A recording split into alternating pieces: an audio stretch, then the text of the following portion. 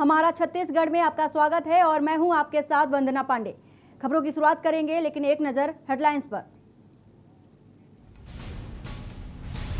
CM Bhupesh Baghel की virtual बैठक। 32,000 सिंचाई पंपों के लिए बिजली कनेक्शन की टेंडर पूरा, जल्द ही शुरू होगा काम। छत्तीसगढ़ में 15,157 कोरोना के नए मामले आए सामने। कुल गरीबों के आंकड़ा पहुंचा 8 लाख के पास। छत्तीसगढ़ में 18 वर्ष से अधिक आयु वर्ग वालों के लिए टीकाकरण रोक। स्वास्थ्य विभाग में सभी कलेक्टरों को जारी निर्देश। प्रदेश के सभी जिलों में 17 तक राहत के साथ लॉकडाउन। रायपुर दुर्ग में ज्यादा रियायतें, आज से खुलेंगी कुछ दुकानें। पूर्व मंत्री ब्रजमोहन ने लिखा सीएम को पत्र। 30 जून तक एमबीबीएस परीक्षा कराने और चिकित्सा सेवाओं को मजबूत कराने की उठाई मांग। कोरबा में डीईओ का वर्चुअल मीटिंग में तुगलकी फरमान। शिक्षक रोज आएंगे स्कूल, जिनके घर में संक्रमित उन्हें भी करनी होगी ड्यूटी। आप देख रहे हैं के न्यूज, खबरों का सारथी। और रायपुर से बड़ी खबर है। रायपुर से खबर बड़ी बता रहे हैं आपको। सीएम बघेल ने दीपक कर्मा को श्रद्धांजलि दी। रायपुर से बड़ी खबर बता रहे हैं आपको। सीएम ने ट्वीट कर जताया शोक। कांग्रेस के सिपाही दीपक कर्मा जी को हमसे छीन लिया। कांग्रेस परिवार समेत पूरे प्रदेश के लिए पीड़ादायक खबर रायपुर से बता रहे हैं आपको। ईश्वर इस दुख घड़ी में परिवार को हिम्मत दे। सीएम बघेल ने दीपक कर्मा को श्रद्धांजलि दी और ये उनका ट्वीट है। आज कोरोना ने कांग्रेस के सिपाही दीपक कर्मा को हमसे छीन लिया। यह खबर कांग्रेस समेत पूरे परिवार को पीड़ादायक है।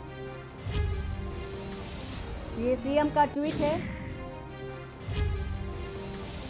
वे बस्तर टाइगर स्वर्गीय महेंद्र कर्मा जी के पुत्र थे। ईश्वर इस दुख की घड़ी में देवती कर्मा जी एवं कर्मा परिवार को हिम्मत दे। सीएम ने ट्वीट के माध्यम से शोक जताया है।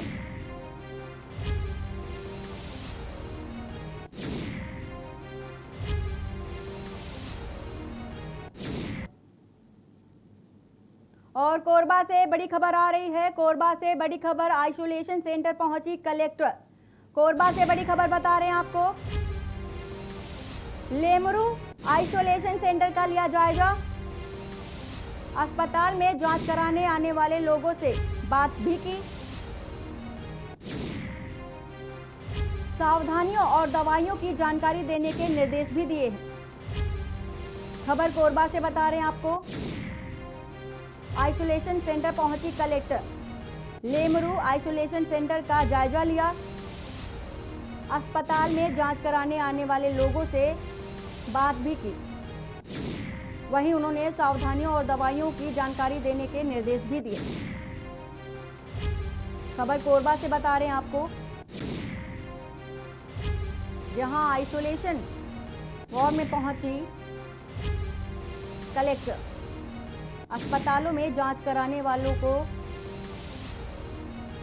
उनसे बात भी की।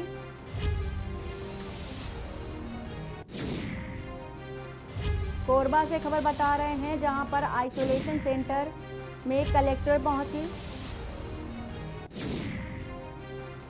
अस्पताल का उन्होंने जायजा लिया।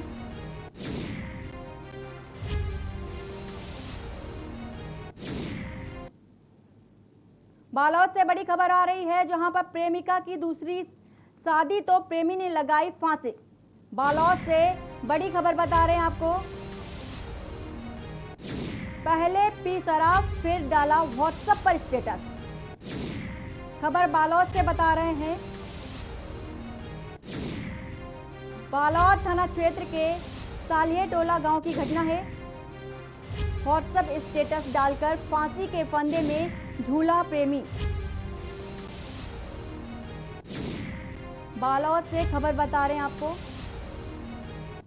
व्हाट्सएप स्टेटस डालकर फांसी के फंदे में प्रेमी झूल गया।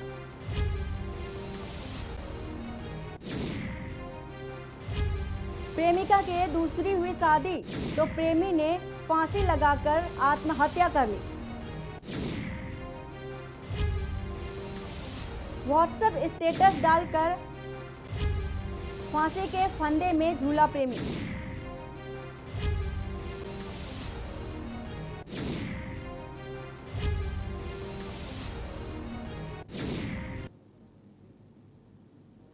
बालोद से बड़ी खबर बता रहे हैं आपको, जहां पर खाद से भरी गाड़ी में लगी आग।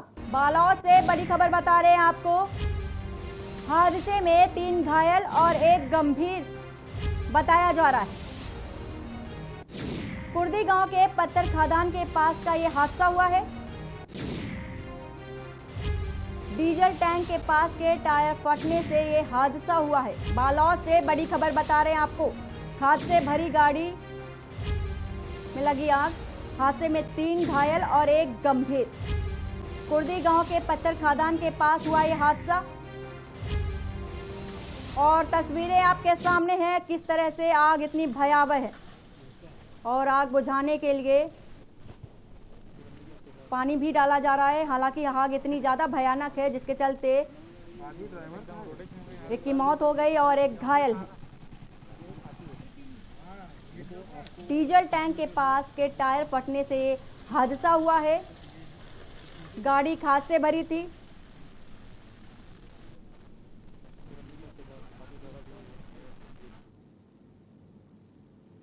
खाद्य नागरिक आपूर्ति एवं उपभोक्ता संरक्षण मंत्री अमरजीत भगत ने अपने प्रभार जिले के लिए चिकित्सा उपकरण व अन्य सामग्रियां रायपुर से ही रवाना की, जहां मंत्री अमरजीत भगत के आवास सरगुजा कुटीर से वाहन हरी झंडी दिखाकर बालोद के लिए रवाना किया गया। इस वाहन में ऑक्सीजन, फ्लोमीटर, फेस शील्ड सहित अनेक सामग्रियां थी। मंत्री अमरजीत भगत ने बताया कि मुख्यमंत्री भूपेश बघेल के निर्देशानुसार वे अपने प्रभार जिलों के जरूरतों का ध्यान रख रहे हैं। रोकने के लिए सरकार पूरी तरह से प्रतिबद्धता के साथ काम कर रही है माननीय मुख्यमंत्री जी के नेतृत्व में, और खास करके जो प्रभार जिला जिसका है वहाँ पर व्यवस्था को देखने का, वहाँ पर कमी है तो उसको समीक्षा करने का, उस कमी को दूर करने का जवाबदारी माननीय मुख्यमंत्री जी ने सभी प्रभारी मंत्रियों को दिया है। आज मेरे प्रभार जिला बालोद में हम कुछ राहत सामग्री के साथ इंस्ट्रूमेंट और उपचार के सामान भेजे हैं। जांजगीर चांपा में पश्चिम बंगाल में जारी हिंसा के विरोध में आज भारतीय जनता पार्टी द्वारा पूरे देश भर में अपने निवास पर धरना प्रदर्शन किया जा रहा है। जांजगीर में भारतीय जनता पार्टी के विधायक, सांसद और सभी कार्यकर्ताओं ने अपने निवास स्थान पर प्रदर्शन कर आक्रोश व्यक्त किया। उन्होंने पश्चिम बंगाल में सरकार समर्थित गुंडों के द्वारा किए जा रहे लूटपाट, आगजनी, बलात्कार और हत्या जैसी घटनाओं पर तीखी प्रतिक्रिया देते हुए कहा कि ममता बनर्जी का मूल चरित्र सबके सामने आ चुका है। माँ माटी मानुष की बात करने वाली ममता बनर्जी के गुंडे माताओं बहनों से बलात्कार कर रहे हैं। जगह जगह से अत्याचार की विभत्स तस्वीरें सामने आ रही हैं। पूरा बंगाल जल रहा है और सरकार सहित पूरा प्रशासनिक अमला तमाशबीन बना खड़ा है।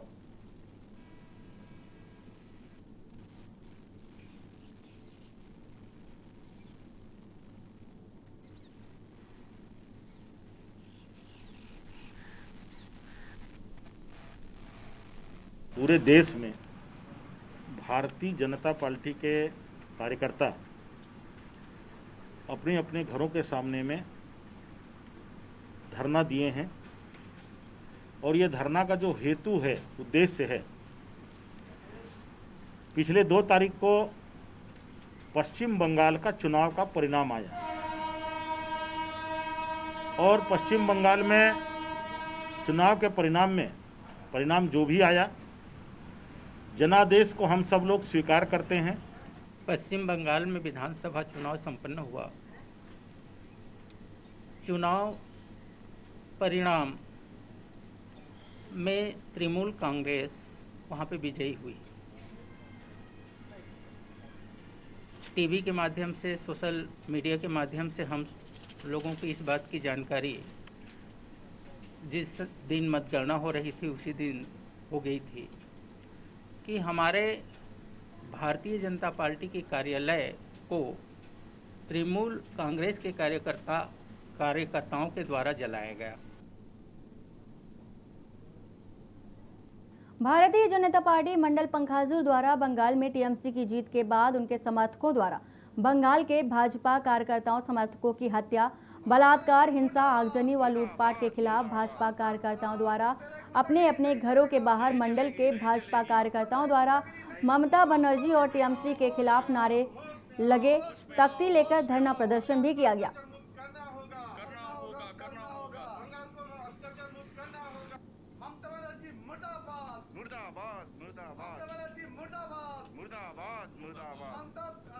तेरे गुंडागिरी नहीं चलेगा, नहीं चलेगी। ममता तेरे गुंडागिरी नहीं चलेगा। होश में आओ, होश में आओ। बिलासपुर में स्वास्थ्य विभाग की लापरवाही से फिर एक मां की जान चली गई। वहीं जिला अस्पताल पहुंचने के 1.5 घंटे बाद तक उन्हें इलाज नहीं मिल पाया। इस तरह स्वास्थ्य विभाग की तमाम दावों की पोल खुलती नजर आई। देखिए एक खास रिपोर्ट।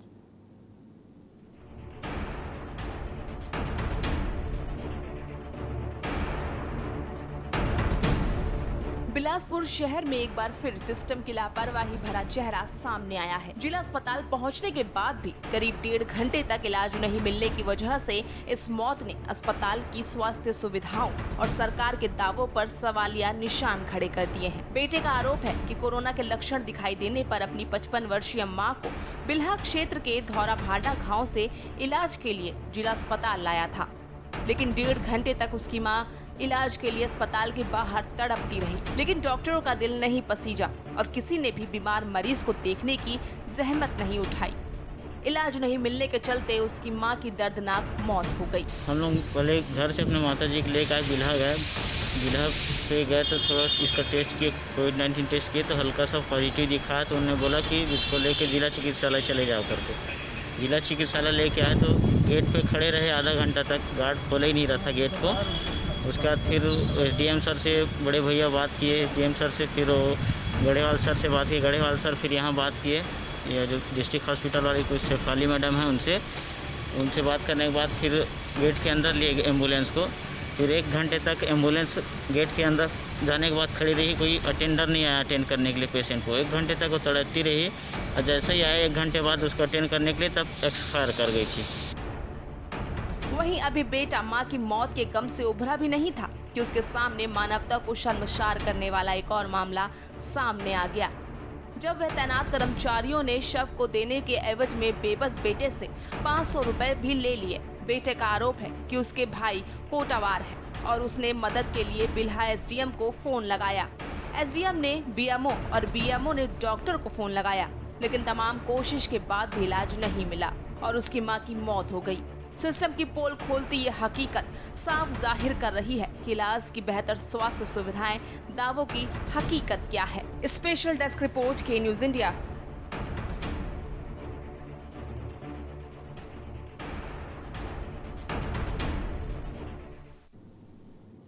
भाजपा प्रवक्ता संजय श्रीवास्तव ने कहा है कि यह हमला भाजपा कार्यकर्ताओं पर नहीं बल्कि लोकतंत्र की आस्थाओं पर हमला है।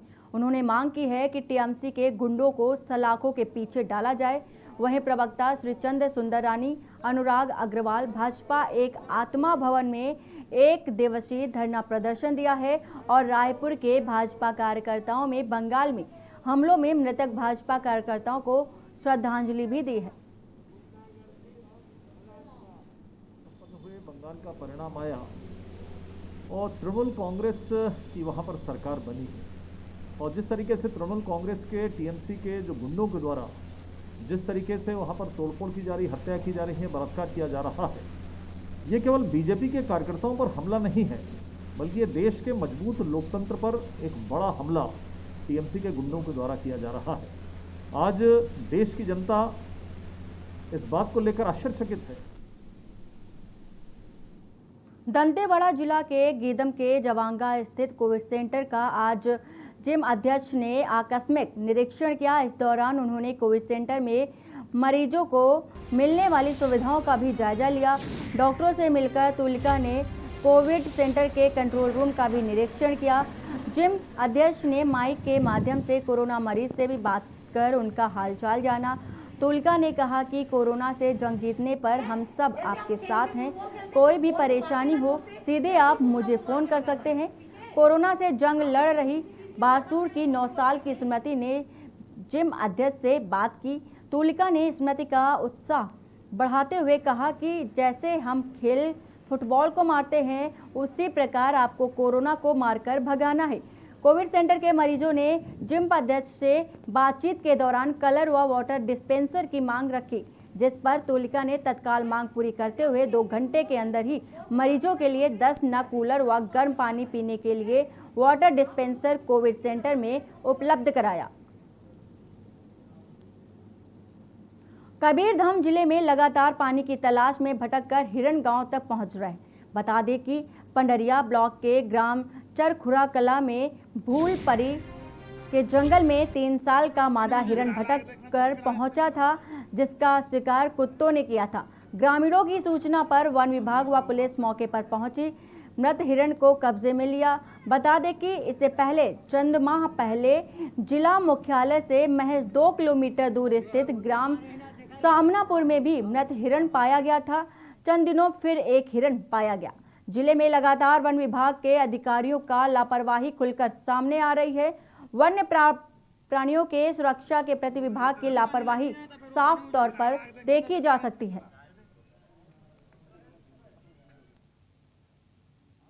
मस्तूरी क्षेत्र में अब दूसरे चरण का वैक्सीन लगना शुरू हो गया है। इसमें 18 वर्ष से लेकर 45 वर्ष के लोगों को वैक्सीन लगना है, लेकिन मस्तूरी क्षेत्र के लोग वैक्सीन लगवाने नहीं आ रहे।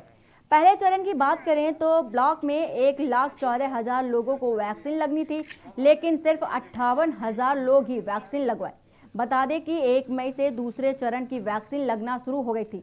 मस्तूरी में 19,000 अंत्योदय राशन कार्ड धारी हैं, जिन्हें वैक्सीन लगना है। 5 दिन बीत जाने के बाद भी महज 800 लोगों ने ही वैक्सीन लगवाया है। जब हमारे संवाददाता ने वैक्सीन नहीं लगवाने का कारण पता लगाया, तब लोगों ने बताया कि उन्हें बुखार आ रहा है, इसलिए लोग वैक्सीन लगवाने से डर रहे हैं। जो संक्रमण रोग बढ़ गया है, लोगों को परेशानियां बढ़ गई हैं, इससे लोगों में भय व्याप्त हो गया है। हम लोग जाके डोर टू डोर लोगों को समझाने का प्रयास किया है कि इससे आप लोग चेक करा लीजिए। जिसको कोविड का कोई शिकायत नहीं है वो टीका ले सकता है, लेकिन फिर भी पहले जो कोविड का टीका 45 वर्ष से ऊपर के लोगों को लगा, उस समय सामान्य स्थिति थी, उस समय बहुत अच्छा रिजल्ट आया। लेकिन अभी जो 18 साल के लिए आया है, उसमें लोग थोड़ा डरे हुए हैं और सोच समझिए कि भाई ये माहौल ठीक हो जाए उसके बाद लगाएंगे। फिर भी माहौल बनाया जा रहा है, जागरूकता लानी पड़ेगी, बहुत समझाना पड़ेगा लोगों को। एक तो मेरा मानना है एक संक्रमण मेन वजह है। गांव-गांव में अभी थोड़े से ज़्यादा संक्रमित लोग हैं, तो उन लोग वैक्सीन लगाना सही नहीं, उचित नहीं समझ रहे हैं। अभी किसी को सर्दी है, खांसी है, बुखार है, तो बोल रहे हैं कि थोड़े देर रुक जाते हैं, उसके बाद हम लोग वैक्सीन लगाएंगे। ये मेन कारण है। और दूसरा कारण ये भी हो सकता है कि जागरूकता जो हम पब्लिक में बनाना चाहिए वो थोड़े बहुत कम है, या फिर जो मिथ भाषा है जो मीडिया के थ्रू या किसी और के थ्रू जाता है, तो उसके कारण भी है। अब बात करेंगे हमारे बिहार की, लेकिन उससे पहले